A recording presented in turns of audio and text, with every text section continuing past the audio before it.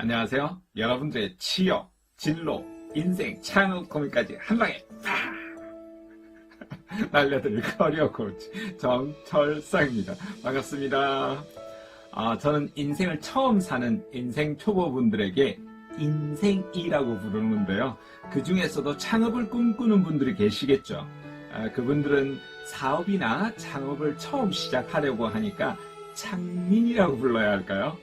오늘은 그런 분들을 위해서 도움되는 이야기로 구성해봤습니다.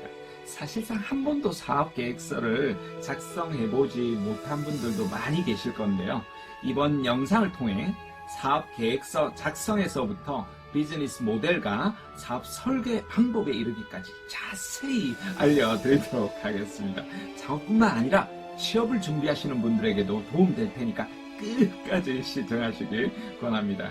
그럼 오늘의 창업 특강 한번 들어가 볼까요? 고고고!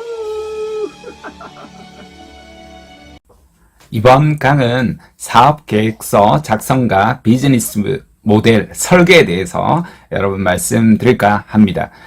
창업을 안 하신다라고 하더라도 여러분 일에서도 계획서 또 보고서 이런 것도 작성하셔야 되고 취업 현장에서도 써먹을 수 있거든요. 실제로 저도 입사 지원을 할 때 이런 사업 계획서를 써가지고 제가 원하는 기업에 들어간 적도 있기 때문에 여러분 역시도 혹시 창업에 관심이 없다 하더라도 여러분 배운다 생각하시고 이번 수업도 집중해서 들으시면 좋겠습니다. 자, 누구보다 사실 직업적으로 갈등도 많았고 그 덕분에 저도 직업을 많이 가졌었고 창업도 경험을 해보게 되었는데요. 자, 이번 강의에서는 사업계획서 어떻게 작성해야 되는지 요령하고 그 다음 비즈니스 모델 설계, 여러분 비즈니스 모델 캔버스 이야기 들어보셨어요? 작성하는 실습까지 이렇게 해볼 겁니다. 그리고 마지막으로 경제 경영 관련한 도서 추천드리고 마무리하겠습니다. 자, 창업계획서 작성 방법. 여러분, 사업계획서에 대한 개념에서부터 아주 실무적인 것까지 한번 알아보겠습니다. 사업계획서라는 것은 창업하고자 하는 사업에 대한 전체적인 계획과 계획을 체계적으로 정리한 문서다. 이렇게 여러분이 볼 수 있고요. 이 안에는 창업의 목적, 창업 아이템 무엇이 있는지, 이런 것이 사업 타당성은 있는 것인지, 창업을 추진하고자 하는 구체적인 전략, 계획은 어떻게 되어 있고, 돈은 남느냐 이런 것들 수익성에 대한 부분을 담겨 있다 이렇게 보면 됩니다. 이것을 이제 제3자에게 소개하는 이런 부분이 있고, 그래서 사업 계획서가 이제 전체 사업의 얼굴과 같은 부분에서 있기 때문에 객관적이고 정확하고 전문성과 독창성을 갖추는 것이 굉장히 중요하다. 그래서 내부적인 목적이 있고 외부적인 목적이 있다. 내부적으로는 사업을 잘 추진해 나가기 위한 구성원들 간의 공유물이라고 하면, 외부적인 목적은 아무래도 이제 투자를 받는 부분에 대한 목적이다. 이렇게 구분하실 수 있겠습니다. 자, 여기에서 우리가 이제 드리려고 하는 게 전체적인 사업 계획서를 다 쓰려면 여러분이 되게 어렵고 힘들기 때문에 아주 간단한 요것을 요약 사업 계획서라고 합니다. 그래서 요 이야기를 한번 좀 해보려고 하는데요. 사업의 컨셉이 어떻게 되는지, 그리고 기초적인 투자자들이 어떤 사업인지 이렇게 살짝 볼 수 있게 쉽게 해놓은 거고요. 그래서 필요한 사업 전체에 대한 계획과 더불어서 마케팅 전략에 이르기까지 요약된 사업 계획서다. 이렇게 보면 되겠습니다. 나머지 아주 더 구체적으로 완전 펀딩을 받거나 할 때는 조금 더 상세한 사업 계획서를 여러분 쓰면 되니까 이번 강의에서는 이렇게 간단하게 한번 보여드리려고 합니다. 자, 작성하는 절차는 일단 기본적으로 모든 문서도 모든 것도 마찬가지겠지만 목적이 있어야 되잖아요. 그래서 여러분 사업을 하려고 하는 목적이 뭔지 그게 대한 내용이 계획서에 들어가야 될 거고요. 적절한 이제 소정의 양식, 깔끔한 양식들을 여러분이 해야 되고, 그래서 프레젠테이션 하는데도 엄청나게 돈을 많이 투입하는 경우도 많습니다. 그 다음에 물론 이렇게 삐까반짝만 하고 안에 사업 내용이 빈 껍데기면 안 되겠죠. 그래도 기본 형식은 갖춰야 된다. 그래서 사업 계획을 작성을 하고요. 객관적인 자료들 준비를 하시고, 그리고 사업 계획서와 더불어서 여러분 사업의 어떤 기술이나 그거 아니라면 뭐 비즈니스 모델이라든지 이런 거 아니면 어떻게 실행할 거라든지 이런 계획서들이 들어가야 되고 마지막에는 재검토, 재검수 작업을 꼼꼼하게 이렇게 보실 필요가 있다 할 수 있습니다. 그럼 어떤 내용이 들어가야 되느냐? 회사의 이제 개요. 그러니까 회사가 누구인지, 내가 누구인지 자기소개가 들어가듯이 회사 소개와 더불어서 어떤 회사의 제품이 있고 상품이 있고 서비스가 있고 대표자가 중요하잖아요. 그래서 창업 초기엔 특히 중요하거든요. 대표자가 누군지, 경영진, 임원진 또는 구성원, 그 다음에 핵심 역량, 그 다음 돈은, 재무 구조는 어떻게 되는지 이런 것들이 기본적으로 소개라고 볼 수 있고요. 사업 개요는 아무래도 아이템이나 서비스나 창업을 왜 하려고 했는지, 동기나 목표, 아이템에 이것이 어느 정도 사업에 기여할 수 있는지 이런 부분을 봅니다. 제품하고 서비스는 이런 제품이 어떻게 구성이 되어 있는지, 용도는 뭔지, 장점이나 단점도 사실 알고 있어야 되거든요. 그래서 시장의 지적재산권을 침해하는 건지, 지적재산권을 가질 수 있는 건지, 관련 분야의 기술 동향은 어떻게 되는지 알 수 있습니다. 그 다음에 시장을 분석합니다. 이 분야에 있는 이 서비스나 기술의 시장 특성이나 동향이나 규모, 고객 특성이나 경쟁사, 경쟁 제품은 어디가 있는지, 경쟁 제품에 대해서 보완하는 거라든지 다른 전략이 있어야 되는데 있는 걸 똑같이 만들어내봤자 경쟁력이 떨어진다. 이런 뜻에서 시장 분석을 해야 된다 볼 수 있습니다. 개발 계획은 고객의 당연히 요구사항들이 뭔지, 개발의 목표를 정하고 보유한 기술들, 리스크도 관리해야 되거든요. 어떤 다른 업체들이 어떻게 따라올 건지 이런 것들에 대한 부분도 보완을 해야 되고요. 이걸 생산하고 운영 계획을 합니다. 생산량을 어떻게 할 건지, 인원이나 설비나 이런 건 어떻게 할 건지. 오프라인은 그렇겠지만 또 온라인은 지식 생산이니까 또 그게 따라서 어떻게 관리해야 될지 이런 부분을 여러분이 구분해서 볼 수 있겠죠. 마케팅도 마찬가지입니다. 목표 고객을 타겟팅 아주 세분화해가지고 시장을 선정을 하고 포지셔닝, 마이클 포트 교수가 한 이야기인 건데요. 어떤 위치에 있을 건지, 아무래도 선도자 위치는 아닐 거잖아요. 추격자 위치에 있다 보니까 작은 시장을 일단은 여러분이 포지셔닝을 날카롭게 하는 게 중요하고요. 그래서 제품이나 가격이나 채널 같은 것도 이렇게 볼 수가 있겠습니다. 비즈니스는 돈이 돌아가야 되기 때문에 소요 자금이 어느 정도 요구되는지, 조달 계획은 어떻게 할 건지, 그러고 나면 수익은 어느 정도 투자한 거에 비해서 나올 수 있는 건지, 그리고 인적 자원 구성들도 되게 중요하잖아요. 그래서 어떤 인력들이 여러분 구성되어 있는지, 그분들의 이제 이력, 프로필, 경력사항, 기술력 이런 것들이 나와야겠죠. 그 다음 보수나 적정한 급여 체계나 인센티브 이런 것들도 서 있어야 될 겁니다. 그래서 사업을 추진하고자 하는 계획들, 일정을 마련하는 내용들이 담겨 있다. 이렇게 볼 수 있습니다. 회사는요, 창업하고자 하는 회사에 대해서 객관적인 정보를 제공하는 것을 이야기합니다. 회사 개요에 우리가 들어가는 거, 그러니까 투자자나 정부기관이나 금융기관이나 같은 이해 담사자들이 회사에 대한 정확한 정보를 갖게 하는데 목적이 있다. 이렇게 보면 됩니다. 그래서 회사 소개와 주요 대표자, 핵심 역량, 재무 역량들이 업종에 대한 이해를 해야 되고, 그에 대한 제품과 기술과 서비스는 어떻게 되는지, 대표자는 특히 이력사항까지 다 있어야 되거든요. 그래서 기술력, 핵심 역량, 사업의 핵심 역량이 뭔지 이런 것들이 회사 개요에 들어갑니다. 자, 사업 개요는 뭐가 들어가느냐면요. 전반적인 사업의 내용이 들어간다. 이렇게 여러분이 보시면 되고요. 창업 아이템을 소개해 줘야 돼요. 고객들이 인지할 수 있는 것도 있지만 되게 어려울 수도 있거든요. 창업 아이템의 개념은 어떻게 되는지, 특징은 어떻게 되는지, 왜 이런 창업을 하게 되었는지, 동기가 굉장히 중요하거든요. 왜냐면 필요성이 있어야 돼. 나중에 팔리든지 알려질 거잖아요. 그래서 창업을 통해서 얻고자 하는 목표가 뭔지, 단순한 돈을 벌기 위한 건지, 뭔가 가치를 원하는 건지, 당연히 이 두 가지가 맞물려 어울려 떨어지는 것이 기본적으로 당연히 좋긴 하겠죠. 창업 아이템이 주는 어떤 기술적, 경제적, 사회적 가치가 무엇인지 이런 것들이 담긴다 볼 수 있습니다. 자, 제품과 서비스는요, 창업하고자 하는 제품, 서비스, 유형의 서비스와 무형의 서비스, 그래서 이런 것들이 어떻게 구성이 되어 있는지, 고객에게 제공하고자 하는 제품과 서비스가 무엇이고 어떤 가치를 제공할 수 있는지 주요 요소들의 주요 사양들이 있잖아요. 이럴 때 우리가 원래는 스펙이라고 하는 건데 사람한테 스펙을 쓰다 보니까 기술이나 서비스나 이런 그 부분이 어떻게 되어 있는지 상세 설명이 들어가야 될 거고요. 제품과 서비스에 어떤 기능들이 있는지, 어떻게 활용될 수 있는지, 장점은 무엇이고 단점은 무엇이고 당연히 이것은 자체적으로도 봐야 되겠지만 경쟁사 대비, 경쟁 상품 대비 이런 부분이 봐야 될 겁니다. 그래서 지적 재산권 경우에 따라 외부에서 이제 사올 수도 있고요.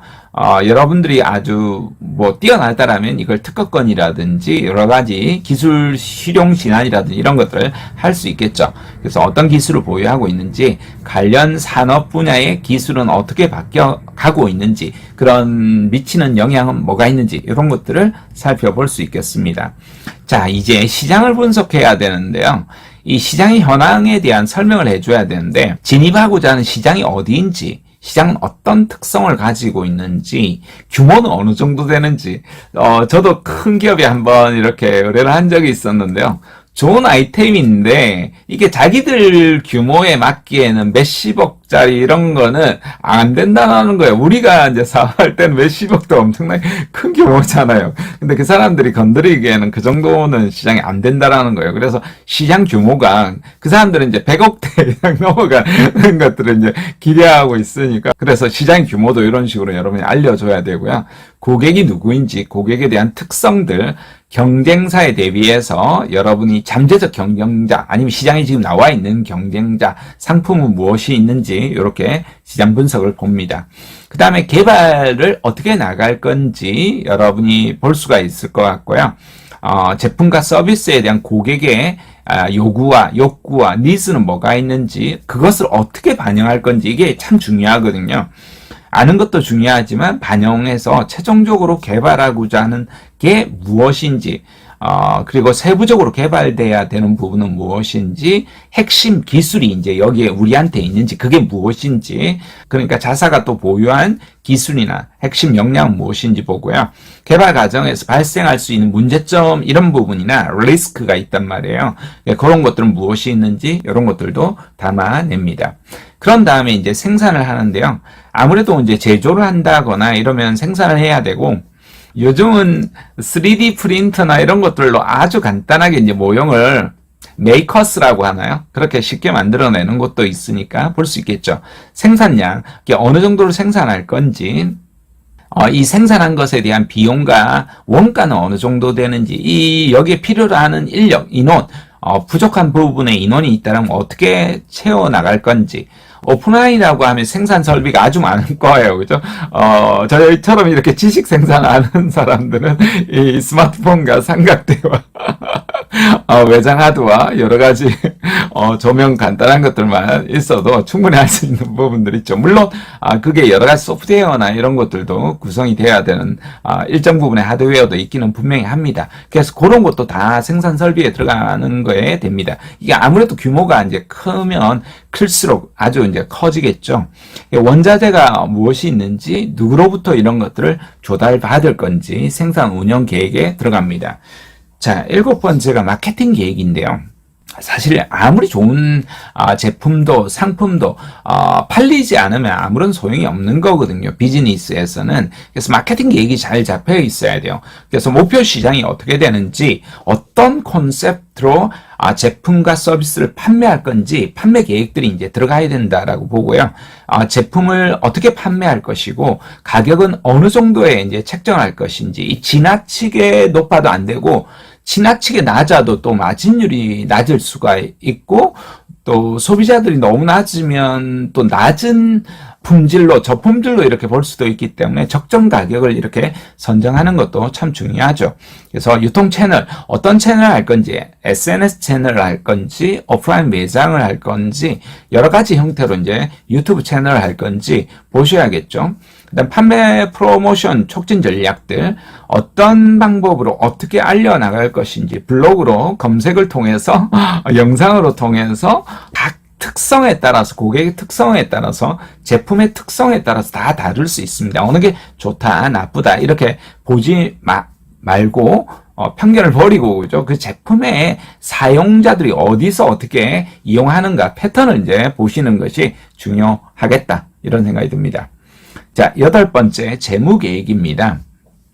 이 자금이 얼마나 필요한지, 어떻게 조달할 건지, 이런 것들이 아주 사실 중요하고, 실제로 돈이 없어서 망하는 경우도, 제법 있거든요. 소요예가, 예산 분석하고, 조달 계획, 그리고 혹시나 은행이나 여러 군데에서 대출을 했다라면 어떤 상환 계획을 할 건지, 소요 자금에서 필요한 자금이 얼마고, 얼마의 자금이 전체적으로 필요하다라면 이것을 어떻게 이제 조달할 건지, 조달할 때도 이제 들어가는 비용이 있을 수 있죠. 예, 여기에 따라서 어떻게 이제 상환할 건지, 갚아 나갈 건지 여러분이 하셔야 되고, 당연히 이게 이제 이익을 바탕으로 이제 갚아 나가야 되다 보니까 당연히 이제 손익분기점이 언제 뛰어넘을 수 있을 건지, 매출액과 순이익 이런 부분을 담습니다.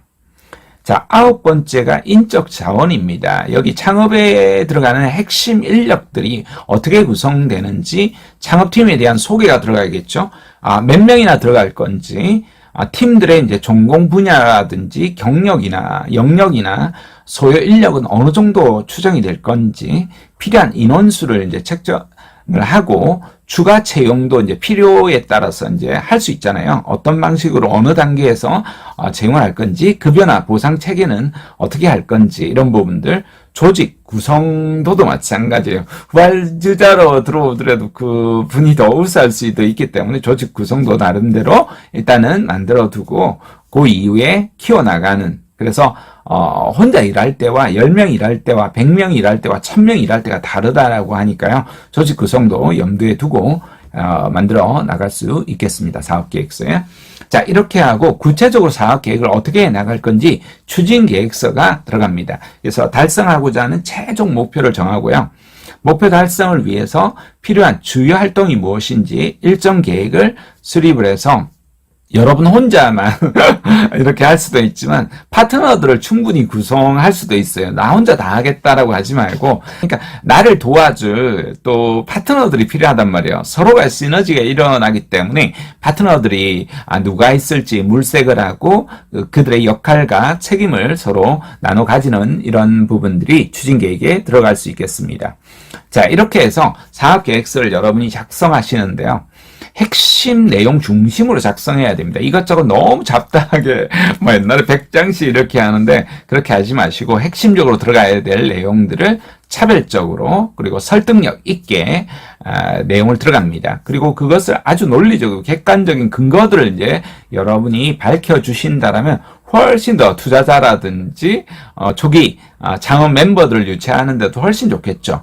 그래서 잠재 시장이라든지 수익성도 정확하게 이렇게 제시하시고요. 사업 모델을 정확하게 이렇게 잡아내시면서 어떻게 여러분 사업들이 살아남을 수 있을 건지, 그리고 구체적인 자금 조달 계획까지 이렇게 담아내시면 좋겠습니다. 자, 예상되는 문제점과 극복 방안도 이게 하다 보면 모든 게 술술술 이렇게 풀리지 않아요. 모든 게 문제투성이가 된단 말이에요. 그래서 어떤 문제점들이 예상될 수 있는지, 어떻게 극복해 나갈 건지 시나리오도 써보고 좀 독창적으로 쓰는 것이 가장 기본적으로 좋겠죠. 그래야지 투자자들이 설득력 있게 느껴지잖아요. 이런 부분들을 가지고 해 나가시고, 전문적인 너무 지나친 용어들을 남발하거나 그런 말들을 반복적으로 쓰는 것은 조심스럽습니다. 물론 경우에 따라 쓰더라도 아주 쉽게 용어 설명한 다음에 그렇게 언급해 주는 게 좋겠죠.